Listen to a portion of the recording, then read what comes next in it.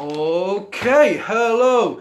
Right, following some slight technical difficulties and being fashionably 10 minutes late, my name is Isaac Hughes-Dennis. Thank you for joining us for my very first live stream gig. And who better to do it for than Eagle and Rach of the Punks for the Homeless crew. Thank you ever so much for having me. Right, we're joined by Missy the dog, who will occasionally snort and groan, no different to general punk crowds though, so it sort of builds the atmosphere somewhat in these weird times. Right, so this first one was written at midnight last night rather, and so I've got some lyrics here, like a true professional, as it were. It's about what to do in the coronavirus boredom. It goes like this. You've been in the isolation for a week or more, and you've started to have a dry cough. You're starting to worry that the end is nigh, and you're wanting a fitting send off. The hospitals are full and there are no more masks, and there's no paper left to wipe your arse. But if you take my advice and you follow my word, you can still make this a better world. If you just cough on a Tory, they got us into this mess. Cough on a Tory on behalf of the NHS.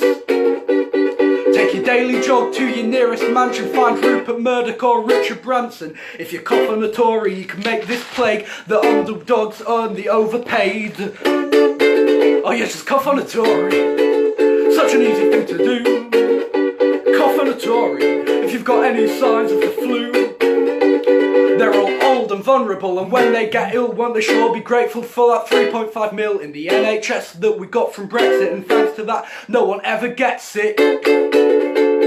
Yes, Boris Johnson is a corona cunt. Next, let's get Priti Patel, then Jeremy Hunt. Let's make the quarantine a working class revival. Hashtag cough on a Tory. Let's make it go viral. There you are, that's cough on a Tory. Some nice quarantine advice for you. The dog's gone to sleep, which means for the rest of the set I may not get so awfully distracted. Hello!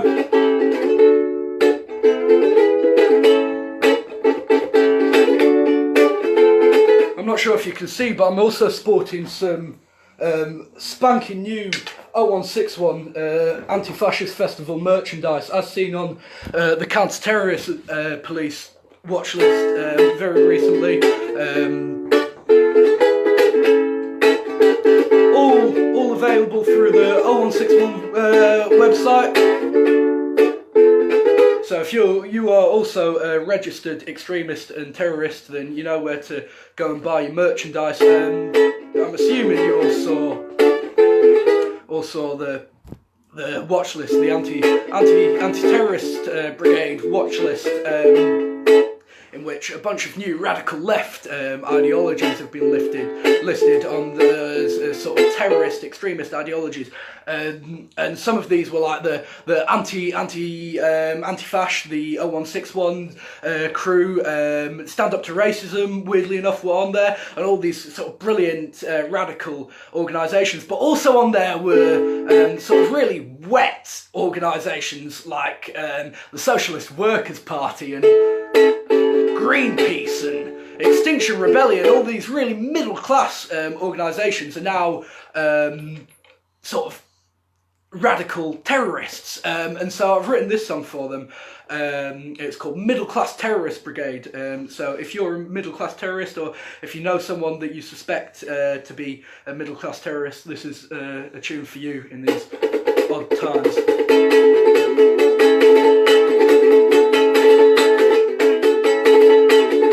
The new clothing line from M&S includes balaclavas and a suicide vest. The bourgeoisie, they better be afraid. What I'm predicting in this ballad is riots mixed with quinoa salad from the middle class terrorist brigade. When you've finished that bottle of Chardonnay, don't recycle it nor throw it away. You could use it for your brand new occupation. Find some matches and some light fluid, and if you you don't have napkins, the Guardian will do it and throw it at your local police station.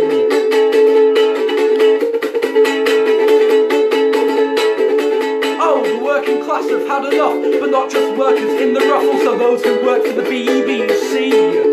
They don't have silly names like Al-Qaeda, just normal names like Jeff and Sheila. They're all members of the TUC. Here goes middle class terrorist brigade. Middle class terrorist brigade. Middle class terrorist brigade. One more time, middle class terrorist brigade. Now it should come as no surprise that the middle class won't be compromised. They're radicals from here on forth. They'll divide and negotiate and find a way to smash the state, then go and watch Opera North. A revolution built on gin and tonics and four-wheel drives and garlic olives. Some would say it's never meant to be. We see the middle class as losers, but some say that it's the future, the miners with the secretaries. So when talk is too much and you can't afford it, then we'll resort to waterboarding. We'll happily overstep the line. Cause long gone are those rightful days when peaceful public protest was posting Greenpeace petitions online. So there's a sing-along chorus.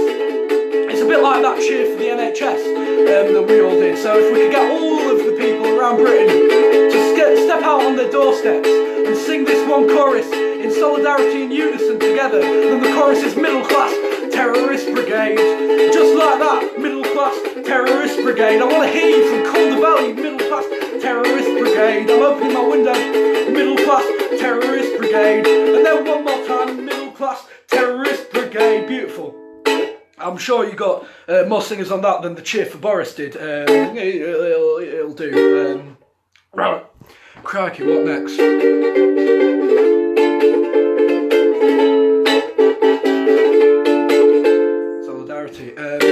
Right, I reckon it's time for my homage to Tosh McDonald. Unfortunately, Tosh doesn't have Facebook, and so he can't be with us at this moment in time. But my thoughts are out to him and all my comrades in Doncaster North. If you don't know, Tosh McDonald is the councillor for Doncaster North, but he was also the leader of ASLEF, the union, as well.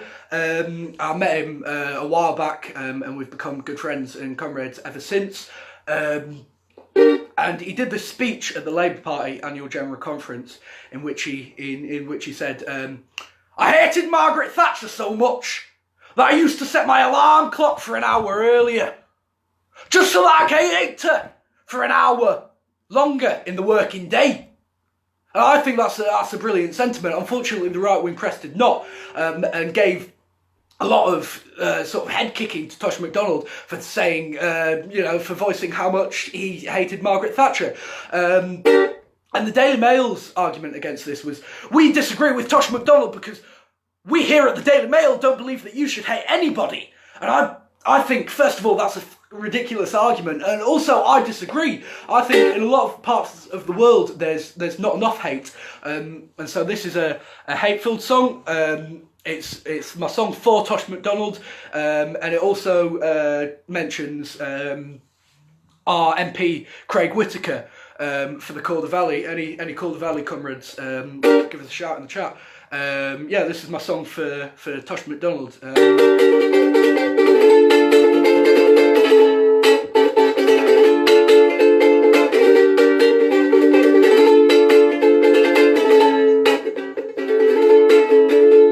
The year 2019, it has been full of crap. There's Boris Johnson, Brexit, state-sponsored bombings in Iraq. But the backlash against the Tories, well, it has been really great. But there's so many politicians not receiving enough hate. Come along and join my song. Protest those in the morally wrong. You need to set your alarms for an hour before and hate them for an extra hour more. Let's start with the leader, the child eater Theresa. Your suicide would make our lives just a little easier. easier. You're far too busy fearing ISIS to fix the housing crisis, and the educational system has less priority than trying it. You put the NHS in debt. Have you given up on Brexit? Yeah, if I die because of you, you'll find my body on your front doorstep. And I hate Mrs. May, and I hate her to my very core. So I'll set my alarm for an hour before, and I'll hate her for an hour more. Next we've got Reese Morgan, utter waste of space. Speaking as an outsider, what do you think of the human race? He says abortion is unnecessary, but I disagree. For if it were used correctly, we'd get rid of mistakes like he. And I hate Reese Morgan, I hate him to my very core. So I'll set my alarm for an hour before, and I'll hate him for an hour more. Next we've got Craig Whittaker. Finally there's Whittaker, the ageing mum and child tutor, representing absolutely nobody this side of the river, because he spends more upon his hair than flood defence or road repair, and you see his mug on the back of a bus, but he's never paid a single fare. And I hate Whittaker, I hate him to my very core. So I'll set my alarm for an hour before, and I hate him for an hour more. And I hate Thatcher, I hate her to my very core. So I set my alarm for an hour before, and I hate her for an hour more. I will set our alarms for an hour before, and we'll hate them for an hour more. Oh yes, we'll set our alarms for an hour before, and we'll hate them for an hour more. There you are, that's a song for Tosh MacDonald, big up. And indeed, the sunglasses on top of the head is the way to go in this isolation, this period of quarantine. If you wear stupid clothes, then I don't know, it might boost the morale or something. I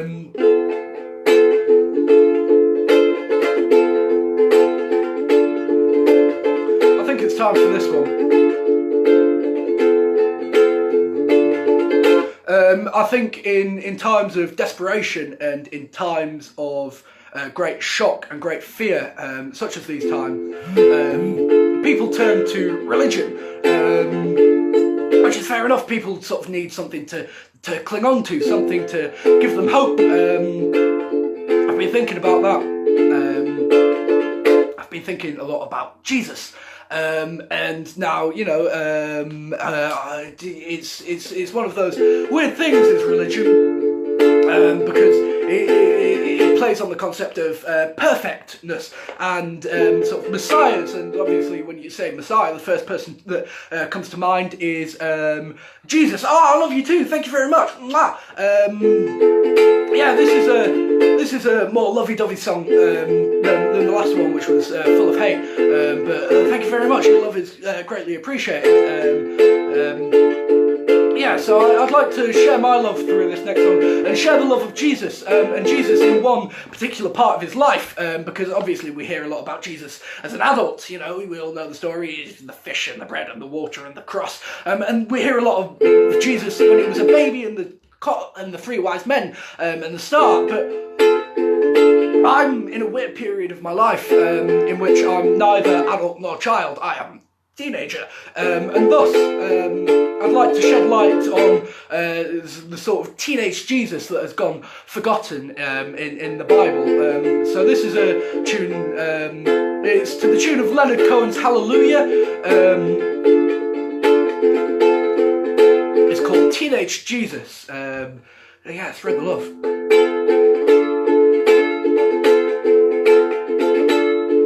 Well, if you'll settle down, let me paint you the scene. We're on a street corner and the year's 17, and adolescent Jesus wears ripped skinny jeans.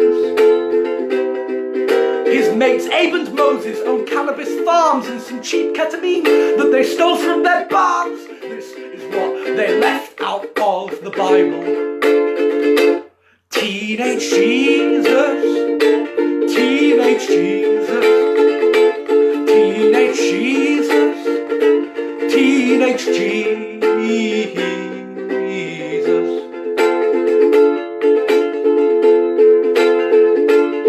Well, behind the bike sheds, he'll have a quick smoke, and then he'll turn water into vodka and coke. Oh, woe is him, the moody emo Jesus. He's got shoulder-length hair and there's black round his eyes, and if he listens to grunge, it'd be no surprise. This is the ballad of Emo Jesus. Emo Jesus, Emo Jesus, Emo Jesus, Emo Jesus.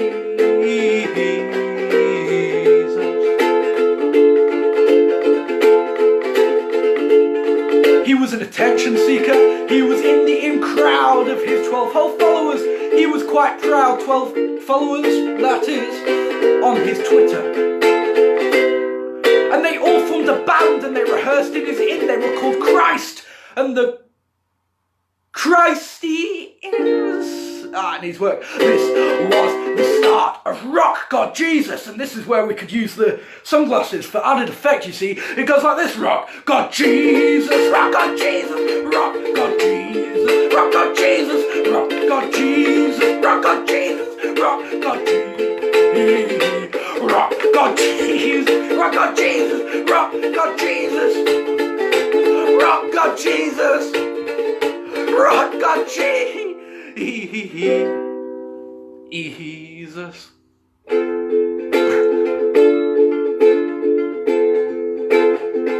I've just lost a viewer because of that, and I'm really not surprised. Because I appreciate we might have taken this a bit far, but behind the song there most definitely are some moral values to take with you. Don't discriminate someone who's different from you, because Jesus was an immigrant Palestinian Jew. And he was most definitely an emo. So for Emo Jesus, Emo Jesus, Emo Jesus, he will be with you.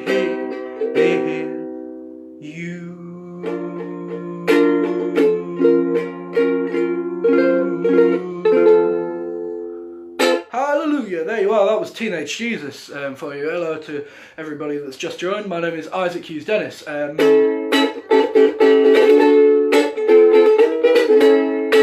lot of people say to me, they say, Isaac, you're so talented. And I say, thank you very much. And then they go on to often say, why don't you go on X Factor? And I usually tell them where to stick it. My sort of bog standard response to why don't you go to X Factor, why don't you go on X Factor is usually, oh, I wouldn't get anywhere because I don't have a sub story. But I've been thinking that through recently, and I've realised that maybe that's not true. Maybe there's some deep-rooted issues in my childhood, which we're going to delve into via Facebook Live in the medium of song. Isn't this fun? So this is a song about why I don't go on X Factor, and it's also a song about my upbringing and my parents, who I've grown to both love and hate by being cooped up with them for potentially the next 6 months. So this goes out to Kaz and Pete. It's about my upbringing. It's called I'd Probably Be Shit on X Factor, and it goes like this.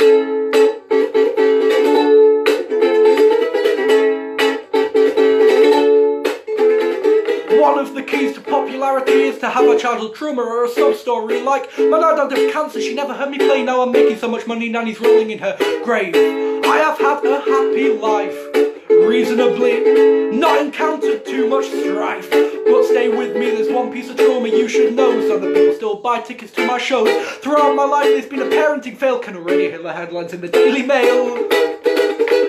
Cause I was raised by anarcho activists. My first words were the solidarity fist, making homemade D-locks. For my father, my family photos are in balaclavas. Before I had my first set of teeth, I was already chanting, fuck the police! Only reason I know about the state of our nation is the parental political indoctrination. But not just activists, punks too, I was two when I had my first sip of special brew. I was born in a mosh pit, yeah, how about you? And I never needed Calpol cause I was on glue, never once. Didn't want to hear about black sheep, it was Joe Strummer's scream that sent me to sleep. Found radical icon within Bo Peep because she broke out of the system and stopped following the sheep. How young is too young for someone to throw petrol bomb?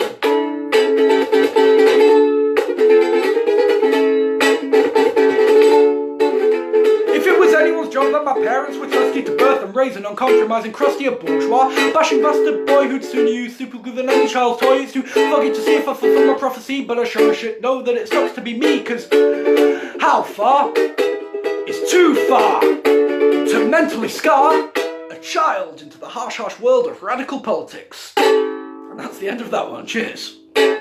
Right, what next? Oh.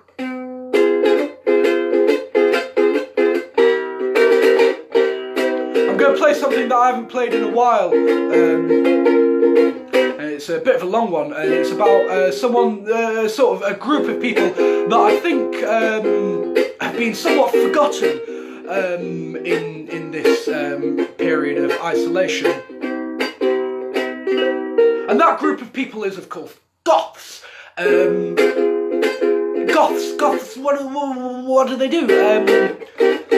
Because as you're probably well aware, for the most part, the weather's been lovely during this sort of quarantine session, which for most of us is sort of mildly annoying. You know, we can't go out and enjoy ourselves. But goths, this is life or death, because, you know, they still want to maintain their aesthetic, they still want to be in all black, but at the same time they have to be cooped up indoors, with the sun beaming down on the windows. You know, it's a really scary time, and I think that we should spare a thought out to all of our goth friends struggling at the moment. This is a song called Goths in Hot Weather, and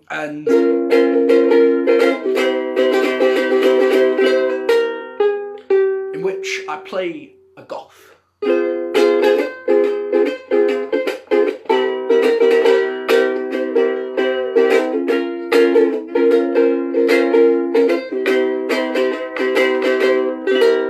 I wanna be edgy, not one of the cool kids. No, I don't want to fit in. I'm a nonconformist with my clothing. Want none of your Gucci, dressed head to toe in white, the shade that reflects the light, and gleaming trainers from Adidas or Nike. Yes, I'm a gothic, a glamorization of the mentally ill. Cause black is the colour of hell, which fits my twisted personality so well. I find that darkness reflects the bleakness of my soul. I look like I've been covered in coal. Well, look at me, I'm staring down the barrel of a black hole.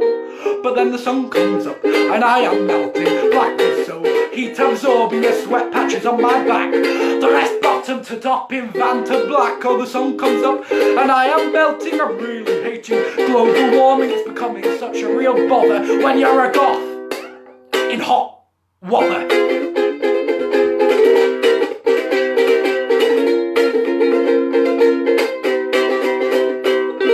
I tried an umbrella or sun cream to keep me paler, and both of these were a complete failure. I'm feeling like my hero Dracula.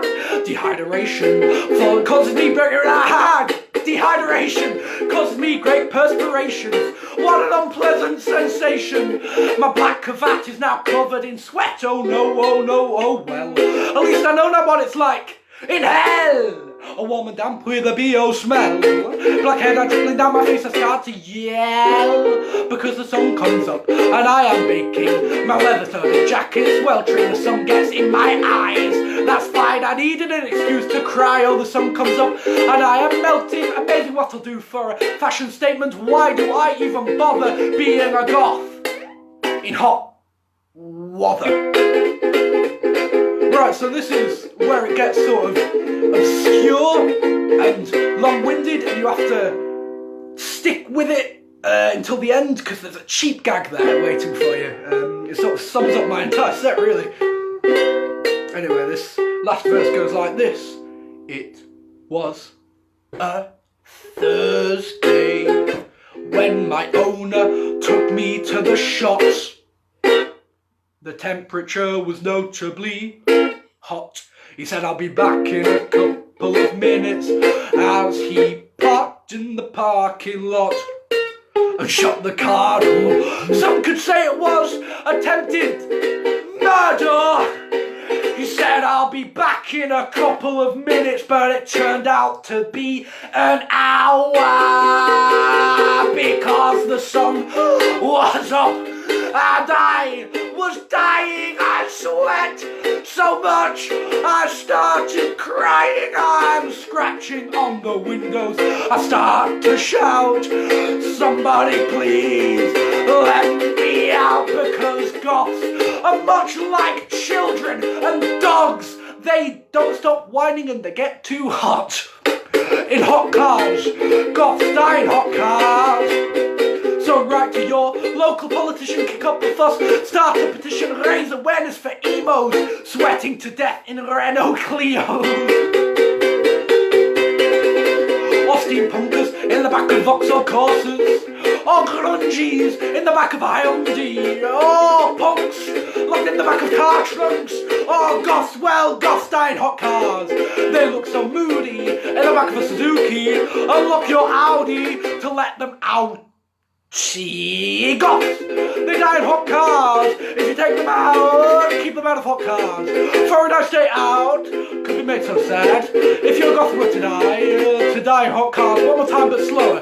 Goths, they die in hot cars. If you take them out, keep them out of hot cars. For a nice day out could be made so sad. If your goth were to die in hot cars. If your goth were to die in hot cars. There you are, that's Goth in Hot Weather. Crikey, we haven't played that one for a while. Oh, where do you go from there, really? I've got an idea.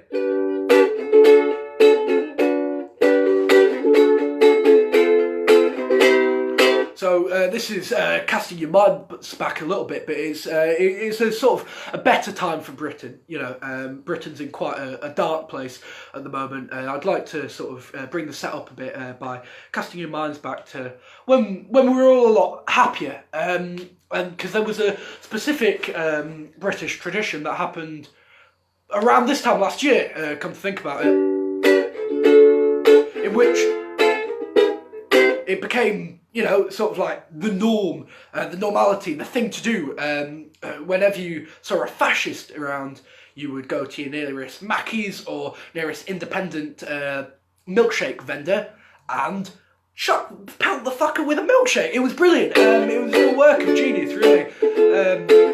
And so this is a song about that. It's called Milkshake Solidarity. And I'm really hoping that we can sort of resuscitate the tradition once this quarantine's over. And so this is called Milkshake Solidarity, and it goes like this. I'm sure you've heard the news this last couple of days regarding the latest internet craze, because all you do is make life a living hell for the Brexit Party and the EDL. A milkshake in a disposable cup, throw it in the face of the fascist fuck. Make sure it don't miss and you hit the floor, and make sure it doesn't have a plastic straw. We've got that twat 2 days in a row. Let's see how far this could go. Let's make it a movement, make it a thing. Milkshake Solidarity, we would sing. My milkshake drives the fascists down, damn right. Drives them into the ground, damn right. Drives them into the ground. This is the milkshake movement, make some sound. My milkshake drives the fascists down, damn right. Drives them into the ground, damn right. Drives them into the ground. This is the milkshake movement, make some sound. If you don't get it, that's a parody of the 2000s hit Milkshake by Kesha.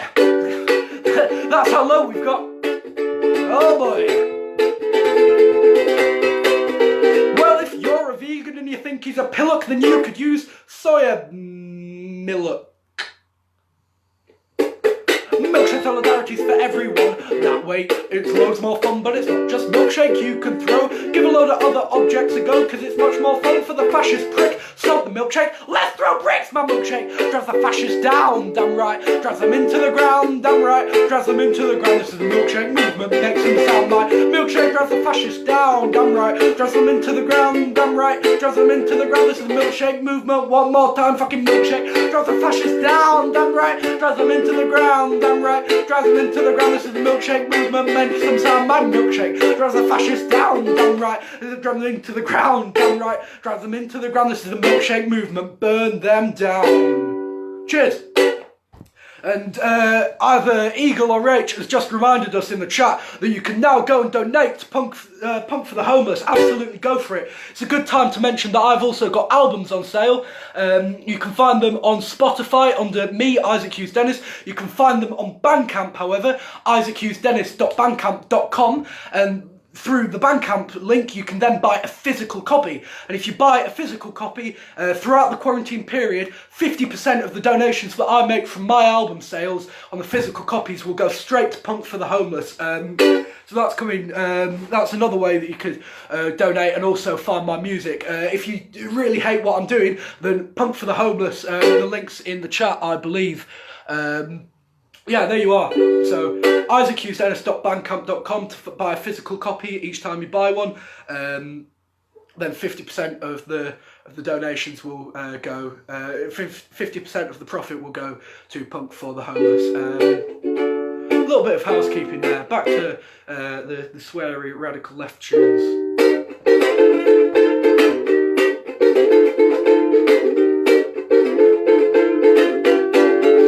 This next one's a beat poem about the Conservative Party leadership election.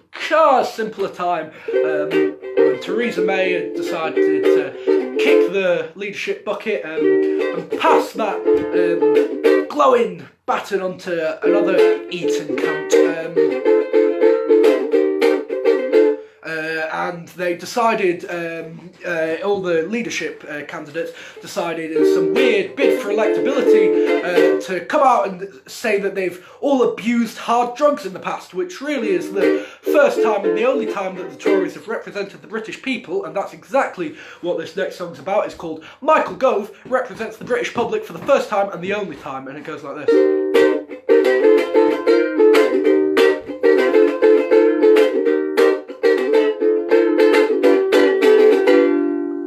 Michael Gove said he took cocaine and regrets it. Maybe it was all a ploy to distract the people from Brexit. But for one time, and one time only, Michael Gove has been a one-trick pony. Now the Tories represent the people of the UK in so many ways.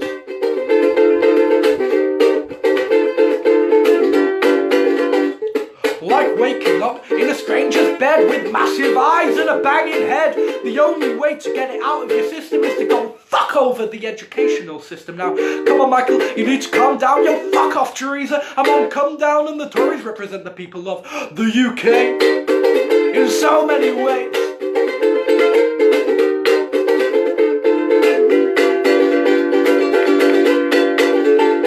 Now, Boris Johnson's always been a bit whack, but it makes more sense now that he's on crack, and Philip Hammond too. Yeah, you bet he's so mellowed out because he's on ket. The Tories represent the people of the UK in so many ways.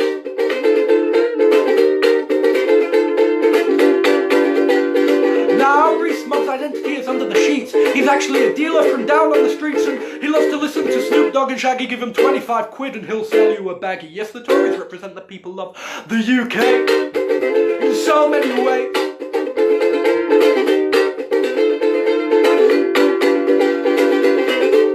I'd like to take you now to a session at Downing Street, if you will. And it goes like this. They've hotboxed the cabinet in number 10. They party all night just to do it again. But when they wake up the morning after, everything is a ruddy disaster. Theresa sprawled over Sajid Javid. She wrote a trade deal whilst she was on acid. I mean, could have happened. Anything's possible. Just a bunch of bourgeois with inflated nostrils. The Tories represent the people of the UK in so many ways. One more. Theresa May in a drugged up MS, calls David Cameron and begins to confess. I love you, David, please come back me while Boris Johnson's overdosed on crack. She says, Theresa, darling, I don't know why that it's me that you call whenever you're high, but if you must know that it's me, not you, it's just a family new place down in Waterloo. An offshore bank, it gives me enough, the ballows of crack, I get high and jack off. The phone call ends with a harsh dull tone and a drunk that Theresa feels down and alone. She lets out a desperate howl, her head's now down the toilet bowl and she doesn't give a shit. Leave her remain as she packs up her last remain in vain. Michael Gove cooks his last bit of smack. She pays him out of the bedroom tax, and in the moment Rees-Mogg turned gay and the Tories represent the people of the UK. Thanks a lot. Cheers. I'd say we've got a couple more left in us, and then I shall bid you farewell. If you like what I do, I've got a Facebook page which is under @Isaac Hughes-Dennis Music, or alternatively Trickstar, which is TRICKSTAR Entertainment, @Isaac Hughes-Dennis Music or Trickstar Entertainment. I also do the Instagrams under Isaac Hughes-Dennis. Like I said, bandcamp.com, IsaacHughesDennis.bandcamp.com, where you can find my album, or Spotify, Isaac Hughes-Dennis.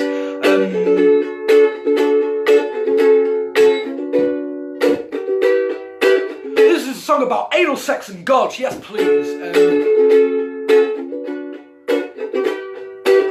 More specifically about homosexuality and the major monotheistic religions. And so it's called My Magic Man Said, and it goes like this.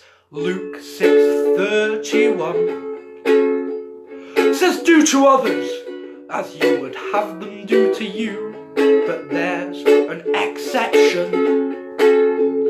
If what you do to others involves it up the bum, hatred stirs up conflict, but love covers all wrongs. Unless your love is wrong, and then it's called temptation. Fear's abolished by all love, but love can cause the fear. If your type of love happens to be queer, now, my magic man, way up in the clouds, tells me in a book your kind of love is not allowed. God didn't mean to create the LGBT, well, that's why God created HIV. Sing along kids, that's why God created HIV. Do not. Anyway. Allah's written all the names of your spouses for you, all your potential lovers, the old and the new. It's all written in the stars, don't you know? But all the same-sex lovers, well, they were just typos. And the heart is like a cup, the more you fill it with love, the more guidance you'll receive from up above. A married couple will fill the cup with the nectar of a peach, but a dirty same-sex couple, they fill the cup with bleach. Dirty fucking faggots putting bleach in the cup of God, motherfucker. My magic man, way up in the clouds, tells me in a book your kind of love is not allowed. God didn't mean to create the LGBT, oh, that's why God created HIV. Sing along kid, that's why God created HIV. Do not judge, or you'll be judged. Do not despise one another. Love thy neighbour like oneself. Be him your lover or your brother. Hatred stirs up conflict. You know all these teachings well, but dirty fucking homos, they're gonna burn in hell, cause my magic man, way up in the clouds, tells me in a book your kind of love is not allowed. God didn't mean to create the lesbians and gays. I tell you, motherfucker, that's why God created AIDS. My magic man, way up in the clouds, God tells me in a book your kind of love is not allowed. Oh, God didn't mean to create the LGBT, and that's why God created HIV. That's why God will never love me. There you are. Ah, crikey. Yeah, we've reached a new low in the set, and so we can only go down from here, of course.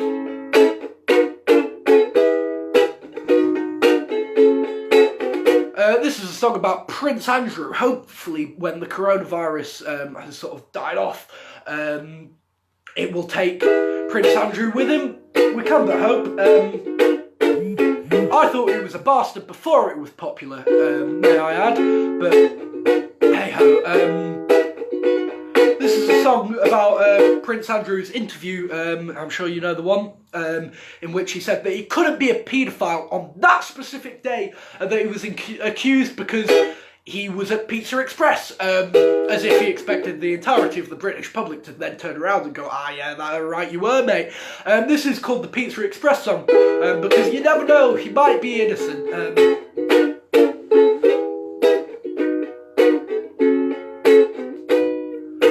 Andy wasn't randy with a minor, oh no, because Andy took his family to an Italian diner. He didn't touch her dress, now his life is such a mess, he's nothing to confess, just a simple day at Pizza Express. If you forget the photographic evidence, cause all you really need is the 12-inch bread and mozzarella cheese. He didn't go balls deep because the dough balls were cheap, and the only thing that's wet is balsamic vinaigrette. And it's okay because Weinstein is in Weatherspoons, Gary Glitter is in Burger King, and Jimmy Savile too. If you've done some kiddie fiddling and you're doused in shame, take your family on an outing to a fast food chain. Such an absurd proposition that a member of the royals could be a sex offender or a paedophile with their sex crimes and their questionable fashion. The monarchs are essentially the British Kardashians, but the only thing that's more absurd than Andrew being a nonce is that the royals have been to Pizza Express even fucking once, and Jeffrey Epstein, that paedophile slut, is off the hook because he went to Pizza Hut, and Bill Cosby, I think we'll let him free. I heard he took his family out to Mackie D's, and Michael Jackson, the king of pop, MJ, is off the hook because he went to a pret-a-manger. So let's forget the photographic evidence and the multiple witness counts in friendship with a sex offender, the notorious one-night bender's the ability to forget a girl he says he's never met, but the ability to remember the date of the dinner, 2010 September. No, Andrew's not a child eater, just a simple man who likes his pizza. Oh, thank you very much. Right, I've been Isaac Hughes-Dennis. You've been an absolute blast and a pleasure. Portugal, I send you my love in equal measures back. Thank you very much. I'm going to finish with this. Ironically, it's got the same chords. I'm go to music college, where I don't do this, would you believe it? I'm a muso, I'm a musician, I study in Manchester, and when I'm not self-isolated, that's what I do.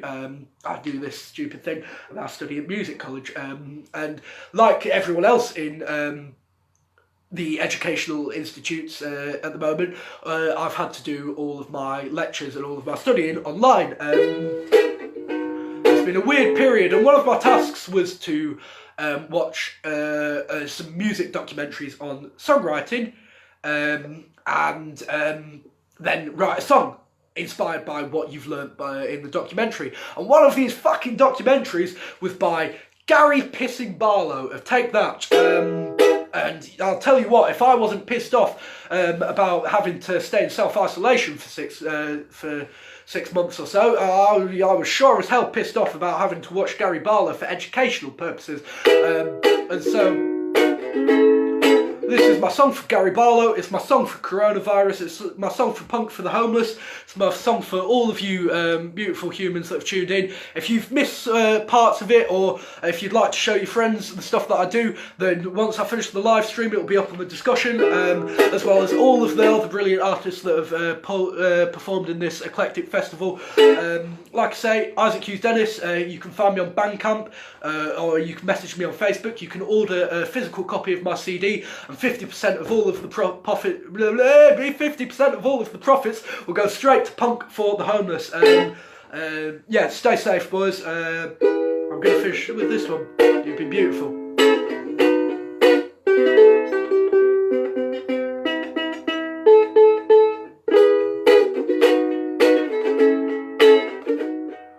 I can't wipe my arse anymore, There's no more bog roll left, and for the past 48 hours I've been in my bed, and what really sets the bar low is for educational purposes I've had to listen to Gary Barlow. Oh no.